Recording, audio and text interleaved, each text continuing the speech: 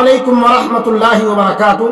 الحمد للہ رب العالمین والعاقبۃ للمتقین والصلاة والسلام علی سید المرسلین نبینا محمد وعلی آلہ واصحابہ اجمعین، اما بعد۔ اعوذ باللہ من الشیطان الرجیم، بسم اللہ الرحمن الرحیم۔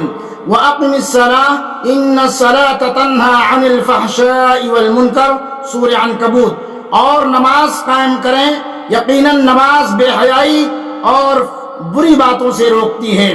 اور رسول اللہ صلی اللہ علیہ وسلم نے اسلام کے 5 بنیادی ارکان میں نماز کو دوسرا رکن قرار دیا ہے، اور روزہ کو 5واں رکن۔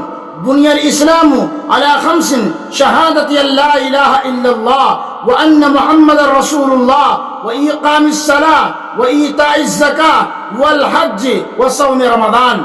اسلام کی بنیاد 5 چیزوں پر ہے۔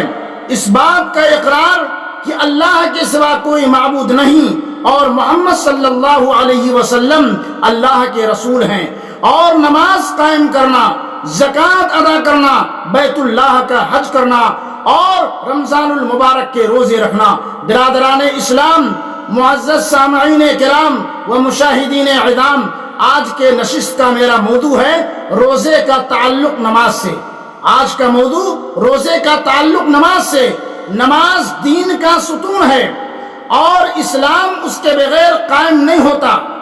نماز اسلام کے 5 بنیادی ارکان میں سے ایک نہایت اور اہم رکن ہے، اور یہ عمل بھی ہے اور عقیدہ بھی، مومن کی پہچان بھی ہے۔ اس لیے نماز کو قصدن، نماز کو جان بوجھ کر چھوڑ دینے والا شخص کافر ہے۔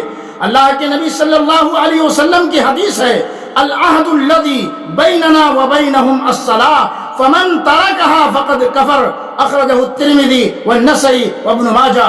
معزز سامعین کرام، اور دین اسلام سے نماز کا تارک، نماز کو چھوڑنے والا دین اسلام سے خارج ہے، اور کافر کا روزہ، صدقہ، حج یا کوئی اور بھی نیک عمل اللہ کے ہاں مقبول نہیں۔ اس لیے کہ اللہ تعالیٰ نے سورہ توبہ کی آیت نمبر 54 میں ارشاد فرمایا، وَمَا مَنَعَهُمْ أَن تُقْبَلَ مِنْهُمْ نَفَقَاتُهُمْ إِلَّا أَنَّهُمْ كَفَرُوا بِاللَّهِ وَبِرَسُولِهِ وَلَا يَأْتُونَ الصَّلَاةَ إِلَّا وَهُمْ كُسَالَىٰ وَلَا يُنْفِقُونَ إِلَّا وَهُمْ كَارِهُونَ۔ ان لوگوں کا صدقات محض اس وجہ سے قبول نہ کیے گئے کہ انہوں نے اللہ اور اس کے رسول کے ساتھ کفر کیا، اور وہ نہیں آتے نماز کے لیے مگر سستی کے ساتھ، اور نہیں خرچ کرتے مگر دل کی کراہت کے ساتھ۔ اس لیے جب آپ روزہ رکھتے ہیں اور نماز نہیں پڑھتے تو آپ کا روزہ درست نہیں ہے، اور یہ آپ کو نہ اللہ کے یہاں فائدہ دے گا اور نہ ہی اللہ سے قریب کرے گا۔ میرے بھائیوں، جہاں تک آپ کا یہ خیال ہے کہ روزہ ایک رمضان سے دوسرے رمضان تک کے گناہوں کا کفارہ بن جاتا ہے، تو ہم یہ کہتے ہیں کہ آپ اس حدیث کو نہیں جانتے جو اس سلسلے میں وارد ہوئی ہے۔ نبی کریم صلی اللہ علیہ وسلم کا ارشاد ہے، الصلوات الخمس والجمعۃ الی الجمعہ ورمضان الی رمضان مکفرات ما بینہن اذا اجتنب الکبائر، رواہ مسلم۔ 5 نمازیں ایک جمعہ کے بعد دوسرا جمعہ ادا کرنا، اور ایک رمضان کے بعد دوسرے رمضان کے روزے رکھنا، ان کے درمیانی مدت میں کیے ہوئے گناہوں کو مٹا دیتے ہیں، جبکہ کبیرہ گناہوں سے پرہیز کیا جائے تب۔ جب کبیرہ گناہوں سے بچا جائے تب۔ رسول اللہ صلی اللہ علیہ وسلم نے ایک رمضان سے دوسرے رمضان تک کے گناہوں کے مٹنے کو اس چیز سے مشروط کیا ہے کہ اس دوران آدمی کبیرہ گناہوں سے باز رہے، اس دوران آدمی کبیرہ گناہوں سے باز رہے۔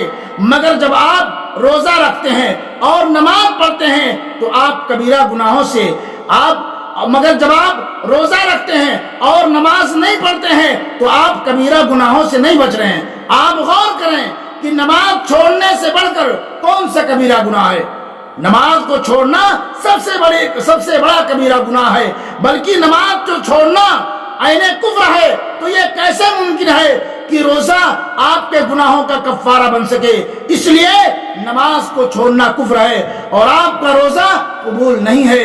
آپ کا روزہ نماز چھوڑ کر کے آپ روزہ رکھتے ہیں، آپ کا روزہ کوئی فائدہ نہیں دے گا۔ اس لیے میرے بھائیوں، تم پر لازم ہے کہ تم اللہ کی طرف رجوع کرو، اللہ سے سچی توبہ کرو، اور وہ نماز جو اللہ رب العالمین نے تم پر فرض کی ہے اس کی ادائیگی کا اہتمام کرو، 5 وقتہ نمازوں کے پابند بنو، پھر اس کے بعد روزہ رکھو۔ ایسے روزے کا کوئی فائدہ نہیں جو نماز چھوڑ کر رکھا جائے۔ اللہ تعالیٰ سے دعا ہے کہ اللہ رب العالمین ہم تمام مسلمانوں کو روزہ رہنے کے ساتھ ساتھ 5 وقتہ نماز پڑھنے کی پابند بنائے، آمین یا رب العالمین۔ وآخر دعوانا ان الحمد للہ رب العالمین، والسلام علیکم ورحمۃ اللہ وبرکاتہ۔